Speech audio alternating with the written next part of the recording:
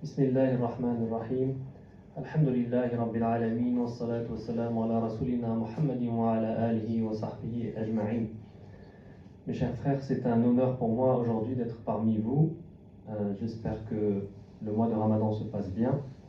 Et avant la fin de ce mois béni, Inch'Allah, je me permets d'intervenir aujourd'hui pour traiter des conseils de santé, les effets bénéfiques du jeûne sur notre santé, des conseils de santé pour surmonter au mieux, Inch'Allah, ce mois béni. Donc je me permets d'intervenir à ce sujet car j'ai eu par la grâce du Seigneur, Alhamdulillah, l'occasion de faire ma thèse de médecin généraliste à propos du ramadan chez les diabétiques. Donc ça m'a permis de m'imprégner de ce sujet-là et de faire des recherches là-dessus. Donc tout d'abord, dans cette intervention, nous parlerons des bénéfices sur la santé, Inch'Allah. Dans un deuxième temps, nous parlerons des questions médicales qui sont les plus fréquentes et nous terminerons, Inch'Allah, par des astuces pour surmonter au mieux les sensations désagréables de la faim et de la soif, Inch'Allah. En réalité, comme vous le savez, les effets bénéfiques sur la santé, ce ne sont pas les objectifs premiers du jeûne. Comme vous le savez, l'objectif premier, c'est d'éprouver le croyant. D'éprouver le croyant par la sensation de faim, afin qu'il se rapproche de son Seigneur, Inch'Allah, et qu'il purifie son cœur. Donc les textes n'insistent pas sur les bénéfices sur la santé. Ils insistent surtout sur les bénéfices sur la spiritualité. D'accord ? Le jeûne nous apprend à être patient, à être persévérant, à nous réformer, à faire une pause dans notre vie, à se débarrasser de certaines maladies du cœur comme la gourmandise par exemple, et aussi pour comprendre la sensation de faim que les pauvres ressentent. Donc voilà en réalité les effets bénéfiques sur la santé, sur la spiritualité, pardon. Et les effets sur la santé, c'est un cadeau supplémentaire qu'Allah nous accorde. Et ça, on voit à travers cela qu'Allah est miséricordieux. Donc, à quoi va nous servir de connaître justement ces bénéfices sur la santé? C'est, comme je viens de dire, de mieux apprécier les bienfaits par lesquels Allah Azza wa Jal nous a dotés. Et dire Alhamdulillah. Donc, mon intervention d'aujourd'hui se base en grande partie sur des études menées par des spécialistes non musulmans. Subhanallah. Des non musulmans qui vantent les bienfaits du jeûne, des non-musulmans. Donc j'ai notamment utilisé les travaux de Guillaume Charouin, par exemple, de Reeves, de Françoise de Wilhelmy, entre autres. Donc ce sont des spécialistes qui se sont intéressés sur les effets bénéfiques du jeûne intermittent. Eux, ils appellent ça le jeûne intermittent. Donc c'est un jeûne qui se succède avec des phases de nourriture et des phases de jeûne. Alors, avant de passer aux effets bénéfiques sur la santé, tout d'abord, abordons le sujet suivant. Qu'est-ce qui se passe dans notre corps quand on commence à jeûner?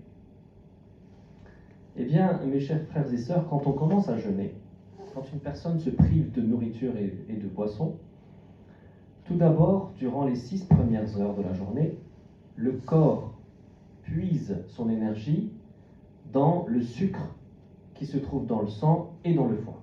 Donc les 2 organes principaux qui ont besoin du sucre, ce sont le cerveau et nos muscles.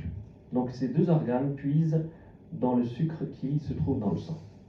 Au bout de 6 heures, quand le sucre du sang est complètement consommé, eh bien, il y a une première sensation de faim qui apparaît, vers midi, 14 heures. Vous la connaissez celle-là. Donc, vous commencez un petit peu à avoir faim vers midi. Et à ce moment-là, si on patiente, vers 14 heures, eh bien, il y a un autre métabolisme qui commence à se mettre en route. C'est la néoglucogénèse, c'est-à-dire que le corps commence à prendre son énergie en faisant fondre les graisses. Et il fabrique ce qu'on appelle des corps cétoniques et qui permettent de nourrir le cerveau et les muscles. Et c'est pour ça que vers l'après-midi, en fait, on se sent un peu mieux, parce que justement, ce deuxième métabolisme commence à se mettre en place. Et bien maintenant, une petite devinette pour vous. Si un individu décidait de jeûner sans s'arrêter, 24 heures sur 24, donc il ne mange pas et il ne boit pas, à votre avis, combien de jours pourrait tenir un homme ou une femme en bonne santé? Quelqu'un a une idée ou pas? 3 jours. 3 jours. Non, plusieurs. Sans boire. Ah, sans boire. 3 jours, une semaine. Sans boire. Sans boire, c'est 3-4 jours, mes frères. 3-4 jours sans boire et manger. Et si on continuait à boire mais pas à manger, et là, donc le corps permet de faire des exploits. Il arrive à tenir environ 30 à 40 jours, notamment pour les personnes, par exemple, qui font la grève de faim. Et donc, 30 à 40 jours, un corps peut tenir sans manger s'il continue à boire. Donc, il est quand même capable de grands exploits. Alors, maintenant, imaginons que cette personne continue à jeûner. Au bout d'une dizaine de jours, sans s'arrêter, au bout d'une dizaine de jours, il continue à boire, mais sans manger. Au bout d'une dizaine de jours, cette fois-ci, quand les graisses ont complètement été consommées, le corps commence à prendre son énergie des protéines. Les protéines qui se trouvent donc dans les muscles. Les muscles commencent à fondre, et là, le jeûne commence à devenir dangereux. Donc, ce n'est pas du tout ce qu'il faut faire, bien sûr, et ce n'est pas l'objectif du repas. Maintenant, voyons les effets bénéfiques sur la santé. Premier bénéfice sur la santé, c'est la perte de poids. À la seule condition que on ne rattrape pas cette perte le soir en mangeant n'importe comment, bien sûr. Si on fait ça, on perd ce bénéfice. Donc bien sûr, il faut garder une alimentation saine pendant les périodes de repas. Eh bien, cette perte de poids est tout à fait possible. Comme je vous l'ai expliqué, à partir de la 6e heure, le corps commence à faire fondre les graisses. C'est pour ça qu'automatiquement, on perd du poids. Et il y a aussi une diminution de l'hormone qui s'appelle l'insuline, donc qui à la base permet de stocker les graisses. Et s'il diminue, automatiquement, on perd du poids aussi. Donc, premier bénéfice, à condition qu'on ne rattrape pas le soir en mangeant n'importe comment, eh bien, c'est la perte de poids. Malheureusement, on peut voir chez certains individus, à la fin du ramadan, subhanallah, on prend du poids tellement on a été démesuré dans l'alimentation et une alimentation qui est complètement déséquilibrée, riche en sucre et en graisse. Deuxième effet bénéfique sur la santé, c'est l'amélioration du diabète de type 2. Le diabète de type 2, bien sûr, je parle du diabète qui n'est pas compliqué ou qui n'a pas attaqué les organes encore. Donc, c'est un diabète qui n'est pas compliqué. Et dans ces maladies-là, l'alimentation saine a une place très importante dans le traitement. Donc, on constate une amélioration du diabète de type 2. Donc, comme dit, je ne parle pas du diabète de type 1 ou du diabète qui est compliqué par des insuffisances d'organes ou du diabète qui a provoqué donc une insuffisance cardiaque ou une insuffisance rénale. Ça, de toute façon, ce sont des situations qui interdisent le jeûne. Troisième effet bénéfique, c'est la régénération cellulaire et la détoxification. Alors, il faut savoir que quand on ne jeûne pas, 1/3 de notre énergie est consacrée à la digestion des aliments. Donc, automatiquement, quand on va s'arrêter de jeûner, s'arrêter de manger, eh bien, on économise 1/3 de notre énergie. On gagne en vitalité. Et les cellules digestives qui ne fonctionnent plus pour digérer, eh bien, ils se mettent au repos, ils en profitent pour se renouveler et pour se détoxifier, se débarrasser des déchets qui se sont accumulés tout au long de l'année dans leur membrane. Donc, en cela, le jeûne est vraiment un bénéfice pour renouveler nos cellules et débarrasser des déchets. Quatrième effet bénéfique, c'est le renforcement du système immunitaire. Des études montrent qu'une personne qui commence à ne pas manger, eh bien, automatiquement, les globules blancs qui se trouvent dans le sang sont beaucoup plus efficaces pour éliminer les microbes. Cinquième effet bénéfique sur la santé, c'est l'amélioration de la tension artérielle et du cholestérol, qui, je le rappelle, sont des maladies très fréquentes. Et donc le jeûne a une place très importante pour équilibrer ces deux paramètres. Sixième effet bénéfique sur la santé, l'amélioration des allergies environnementaux. Donc, les allergies environnementales, ce sont notamment l'asthme, par exemple, ou les sinusites chroniques. Donc, durant le jeûne, il y a moins de production d'une protéine inflammatoire et automatiquement une amélioration de ce type de maladie. 7e effet bénéfique, amélioration de la chimiothérapie.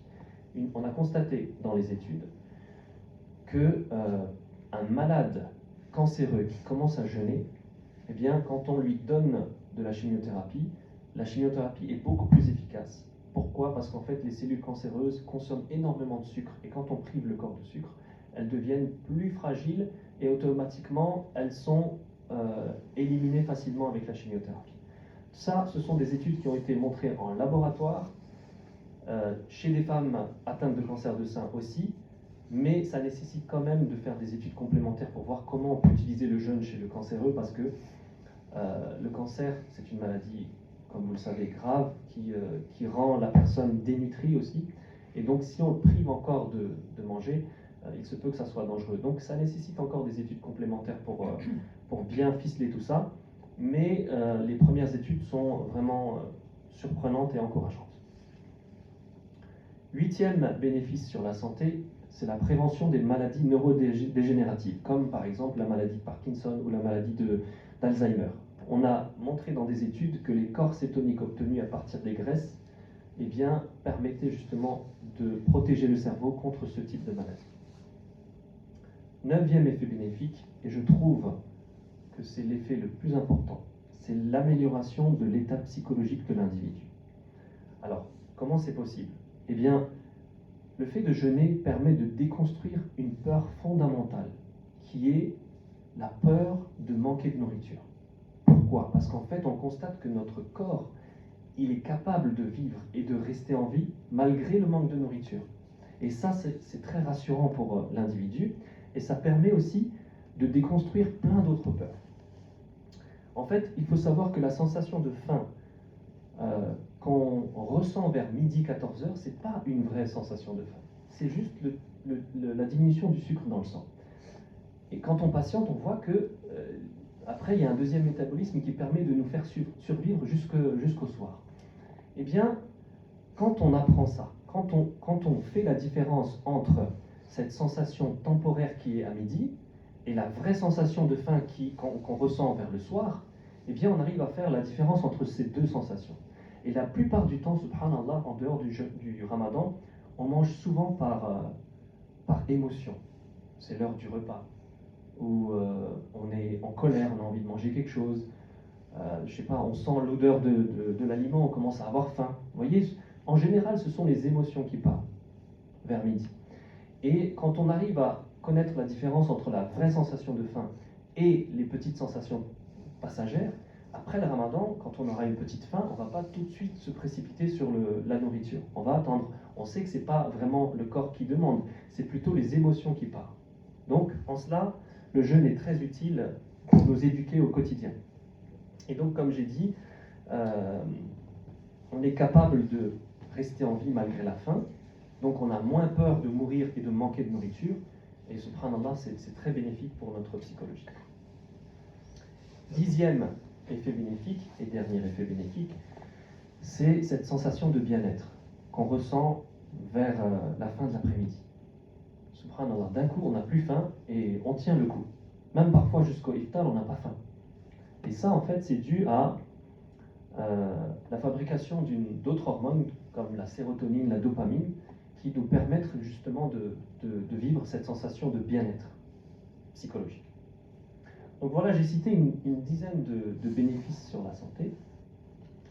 Encore une fois, ce n'est pas l'objectif du jeûne, hein, c'est vraiment, ce sont des cadeaux qu'Allah nous accorde pour avoir jeûné, en plus, en supplément. Et donc, ce n'est pas le but recherché, mais ça permet de voir à travers ces études-là comment Allah Azza wa Jal est miséricordieux. Maintenant, venons aux effets secondaires du jeûne. C'est-à-dire comment notre corps réagit. Qu'est-ce qui est normal, qu'est-ce qui n'est pas normal. Les sensations qu'on ressent, est-ce que c'est normal ou pas. Des personnes sont très gênées parfois, surtout au début du mois de Ramadan, par certaines sensations et comment on peut leur répondre. Eh bien tout d'abord, certaines personnes ressentent des maux de tête. Alors parfois, les maux de tête sont liés à la privation brutale de café et de thé. En dehors du ramadan, on a l'habitude en général de consommer du café et du thé, et cette privation brutale engendre cette sensation de maux de tête. Pour les personnes qui ne prennent pas de café et de thé et qui ont quand même mal à la tête au début du mois de ramadan, probablement que c'est lié à une déshydratation, le manque d'eau. On ne boit pas assez pendant la nuit, probablement. Sinon, il peut y avoir aussi une troisième cause, c'est le manque de sommeil. Si on ne dort pas bien ou pas assez, il se peut que durant la journée, on ressente des maux de tête. Et donc, pour cela, bien sûr, pour éviter ce genre de sensation, je vous conseille bien sûr de bien vous hydrater durant la nuit. Garder une bouteille près de vous toute la nuit, même pendant le tarawih, des petites gorgées, ça serait bien. De dormir correctement, idéalement après le tarawih, bien sûr. Et se débarrasser du thé et du café le plus possible pendant le mois de ramadan. Voilà. Certaines personnes aussi ressentent des nausées, des envies de vomir. Au début du mois de ramadan, on entend souvent ça. Eh bien ça, c'est dû à deux choses. Tout d'abord, l'hypoglycémie, c'est-à-dire la diminution du sucre dans le sang, et aussi l'élimination des toxines par les cellules, donc rejettent les déchets dans le sang, et ça peut provoquer des sensations de nausée. Et donc, quand on a ces sensations-là, il faut tout simplement savoir que c'est temporaire, ça va passer. En général, au bout du 3e, 4e jour du ramadan, ça va mieux. Et aussi, il faut réfléchir en disant que c'est très bien, mon corps réagit. Ça veut dire que les déchets sont éliminés, donc c'est une bonne chose. Donc il faut positiver cette mauvaise sensation. Il peut y avoir aussi des baisses de tension, des vertiges.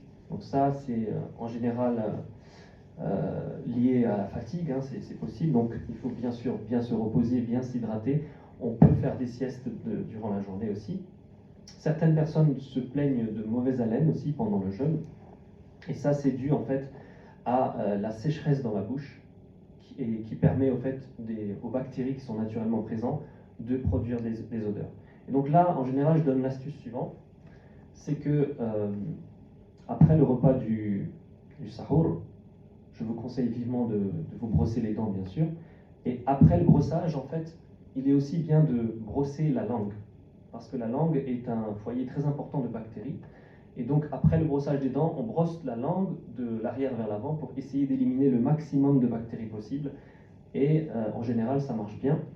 Et pendant la journée, pour éviter la sécheresse dans la bouche, on garde la salive dans la bouche. On essaye de mouiller la bouche avec la salive. Et en général, ça diminue fortement cette sensation. Voilà, la fatigue, la sensation de froid, ce sont des choses qui sont fréquemment rapportées aussi. Et donc, pour cela, on conseille des siestes, donc des siestes dans la journée. Alors, la sieste idéale, c'est entre 15 et 20 minutes en général. Parce qu'au-delà, vous commencez à atteindre le sommeil profond, et si vous vous réveillez, eh ben, la sensation de fatigue sera beaucoup plus importante. Donc, en général, ces 15-20 minutes, ça suffit largement pour recharger nos batteries, on va dire. Pour recharger les batteries, pour reposer les muscles un instant, voilà, et pour redonner de la vitalité. En général, je donne l'exemple suivant, quand vous rechargez un portable par exemple. En même temps, si vous utilisez le portable, eh bien, il se charge beaucoup moins vite. Mais si vous le laissez reposer, eh bien, on constate qu'il charge beaucoup plus vite. Et c'est un peu l'idée de cette sieste de 10-15 minutes, c'est justement de reposer les muscles un certain temps et après de gagner en vitalité. Voilà, donc pour conclure cette partie, je dirais que toutes ces gênes qu'on ressent, en général, ce sont des gênes supportables. Il ne faut pas que ça décourage le jeûneur de continuer, bien sûr. Je parle surtout pour les jeunes qui ont commencé cette année. Donc il ne faut pas que ça vous décourage et il faut savoir que ce sont des choses temporaires et qui sont tout à fait supportables et qu'il ne faut pas avoir peur de ce genre de sensation. Voilà. Abordons maintenant les maladies. Les maladies et le jeûne. Est-ce que toutes sortes de maladies nous dispensent de jeûner? Abordons cette question. Eh bien, il y a 3 types de maladies.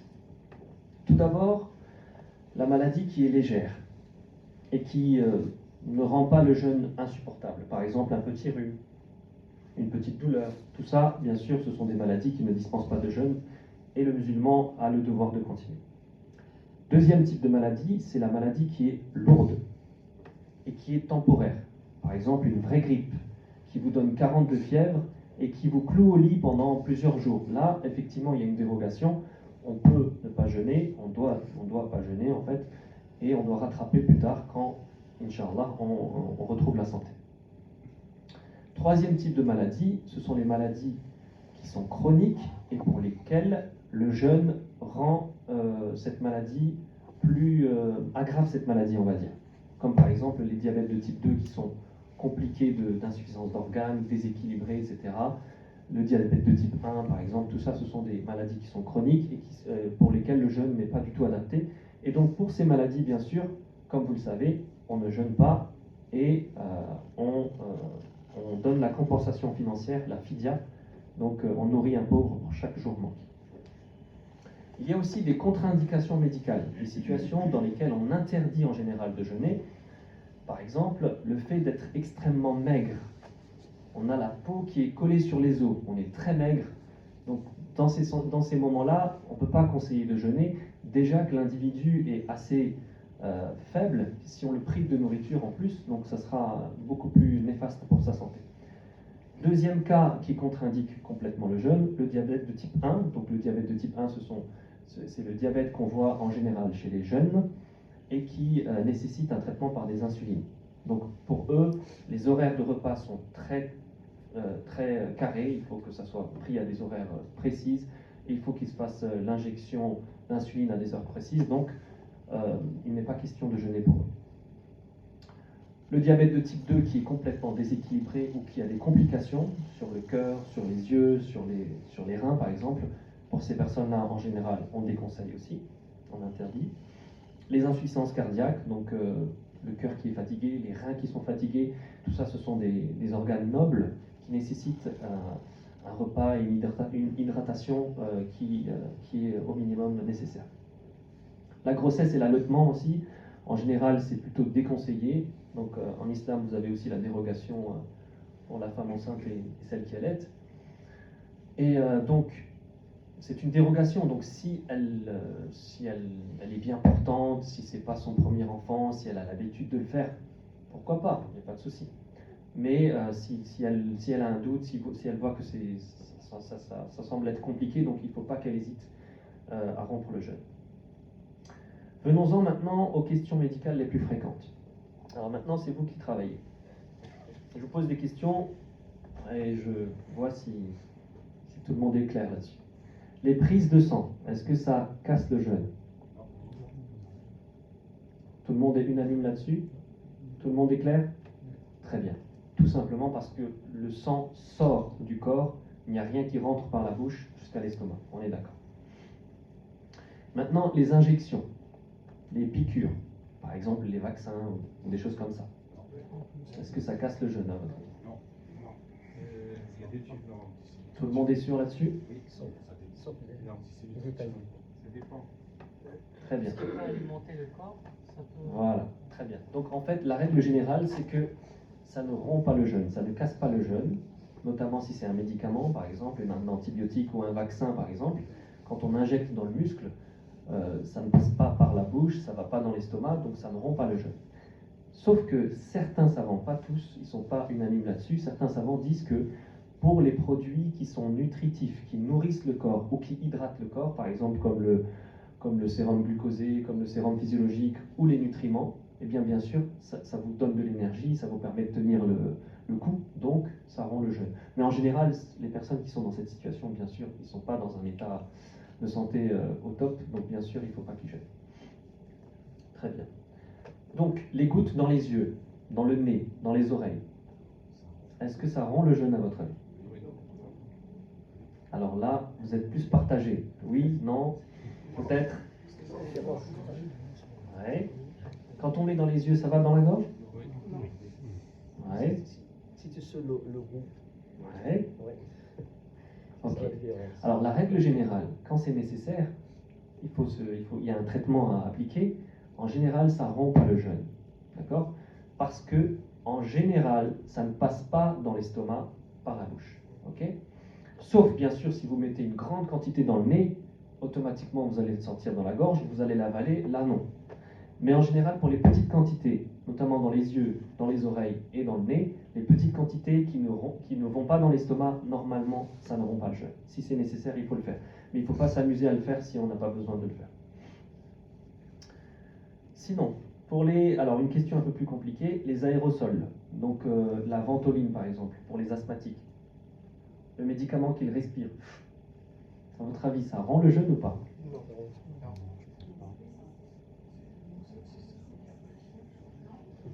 Donc quand il n'y a pas le choix, c'est autre chose, c'est une dérogation. Mais quand c'est son traitement habituel, par exemple, il est un petit peu encombré, il a besoin de respirer et il se fait une inhalation. Voilà, exactement. La règle générale, retenez bien, et ça va vous aider pour les autres aussi. Tant que ça ne rentre pas dans l'estomac par l'intermédiaire habituel qui est la bouche, normalement ça ne rompt pas. Bien sûr, les aérosols, ça va dans les poumons, donc c'est une autre voie, c'est un autre canal. Ça ne va pas dans l'œsophage, ça ne va pas dans l'estomac. Donc on respire, c'est comme l'air qu'on respire, ça va dans les poumons, ça ne va pas dans l'estomac. Du coup, quand c'est nécessaire, bien sûr, vous pouvez utiliser la ventoline et ça ne casse pas le jeûne. Voilà, maintenant terminons avec certaines astuces pour diminuer les sensations extrêmes de faim et de soif. Alors comment s'alimenter, quels sont les conseils à appliquer pour passer un bon mois de Ramadan sans sensation désagréable. Tout d'abord, pour le repas de l'aube, ce qui est conseillé pour le sahur, ce sont les aliments qu'on appelle sucre lent, donc qui sont riches en glucides complexes. Ça veut dire que ces aliments permettent de donner du sucre en petite quantité, mais tout au long de la journée. Ça permet de tenir le coup. Donc les sucres lents, il y en a plusieurs. Donc par exemple, tout ce qui est haricots, lentilles, pois chiches, les pâtes, par exemple, ce sont des sucres lents. Le riz, le semoule, le couscous, tout ça, ce sont des sucres lents. Donc on peut consommer ce genre de nourriture au repas du sahur pour espérer tenir le coup jusqu'au soir.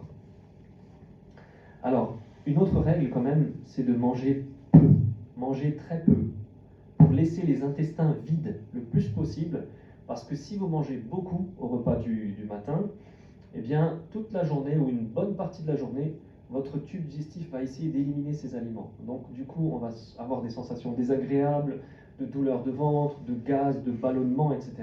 Et ça peut vraiment déranger la personne. Ce que je conseille, donc, c'est un repas qui est vraiment en petite quantité, quelques bouchées pour le repas de l'aube, ça suffit largement. Il m'est arrivé parfois de rater le repas. Et subhanallah, je me sentais mieux toute la journée. Je me sens mieux que quand je mange. C'est quand même bizarre. Pourquoi, à votre avis?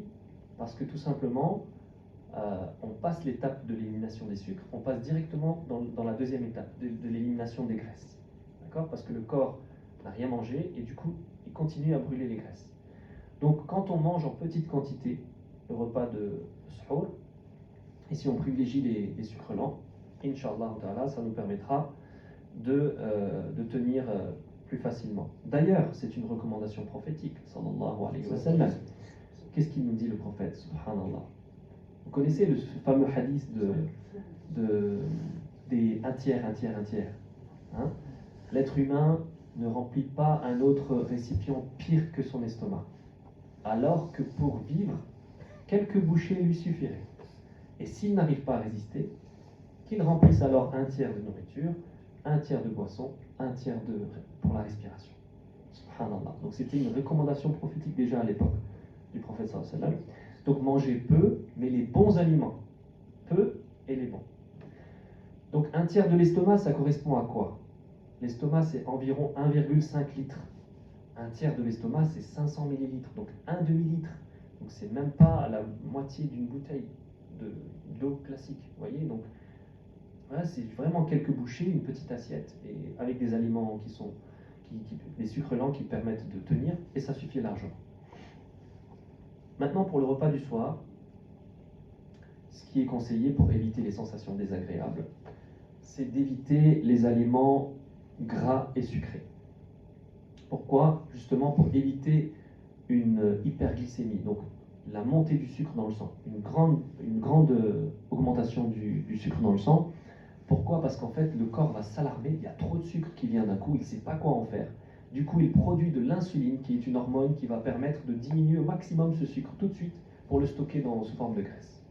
Donc, qu'est-ce qui se passe? Résultat, 2 heures plus tard, on a déjà faim.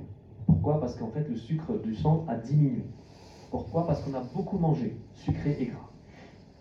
Donc, ça fait l'élément inverse. Vous voyez, ça fait l'effet inverse. Quand on mange trop sucré, trop gras, 2-3 heures après, on a tout de suite faim de nouveau. Donc c'est ça qu'il faut éviter, Inch'Allah. Donc les produits sucrés et gras, vous les connaissez par cœur. C'est tout ce qui est bon en général. Donc les pâtisseries, les gâteaux, les viennoiseries, la margarine, les crèmes fraîches, tout ce qui est viande rouge en général, c'est très gras. Les biscuits, etc. Donc les boissons sucrées, par exemple, tout ça, ce sont des aliments qu'il faut éviter au repas du soir. Et donc, qu'est-ce qu'on doit manger le soir? C'est très simple. Quelques dattes, une soupe, de la salade, quelques fruits. Et ça suffit largement. Largement. Non seulement vous serez bien pour le tarawih, et en plus, vous aurez moins de sensations désagréables dans le ventre. Subhanallah. Pour éviter la soif durant la journée, ce qu'on conseille en général, c'est d'éviter de consommer du sel à table. Pour cuire les aliments pendant la cuisson, il n'y a pas de souci, on peut mettre un peu de sel, c'est pas grave, ça va se dissoudre et ça va donner le goût à la nourriture. Mais une fois servi à table, vous savez le sel qu'on rajoute en plus, celui-là, il est assez néfaste pour le corps et donc il augmente la tension artérielle et en plus il provoque des sensations de déshydratation. Donc on a soif. Donc évitez le sel, Inch'Allah, aux 2 repas. Évitez le café et le thé. Pourquoi? Parce que ce sont des substances qui permettent d'augmenter la production d'urine. Donc vous perdez de l'eau dans les urines. Et du coup, automatiquement, vous êtes un peu plus déshydraté et en manque d'eau. Évitez bien sûr tout ce qui est activité intense, sport intense, compétition, etc. Tout ça, si on peut éviter, ça nous permettra d'avoir moins soif, Inch'Allah. Et bien sûr, la nuit, on profite pour s'hydrater le plus possible. On garde notre bouteille à côté pour avoir des petites gorgées tout le temps. Et durant la journée, on maintient quand même une activité physique normale. Il ne faut pas non plus tomber dans ce piège de se reposer toute la journée. C'est pas ce qui est demandé, c'est pas ce qui est bon pour la santé, parce que je vous rappelle qu'on a besoin d'utiliser les muscles pour que le corps élimine le sucre, puis les graisses. Parce que si les muscles ne travaillent pas, eh bien, on aura à peine éliminé les sucres pour le soir et qu'il faut remanger après. Donc, gardez une activité physique normale, donc la promenade, je ne sais pas, votre travail, votre métier. Donc ça peut être les actes d'adoration, tout ça, ce sont des choses qu'il ne faut pas négliger. Donc, avoir une occupation utile. Pourquoi? Parce que si on n'a rien à faire et si on s'ennuie, devinez à quoi on va penser?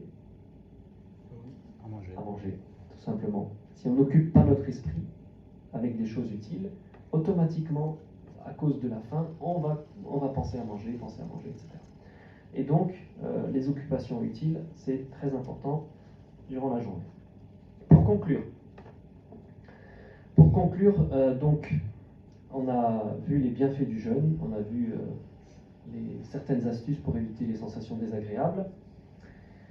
Et je voulais vous dire aussi qu'Allah Azza wa Jal n'a pas besoin de nos actes d'adoration. Il n'a pas besoin. C'est plutôt nous qui en avons besoin. Et subhanallah, quand il nous ordonne quelque chose, c'est pour notre bienfait. Avec ça, il nous éduque spirituellement et en cadeau, il nous donne des bénéfices sur la santé. Subhanallah.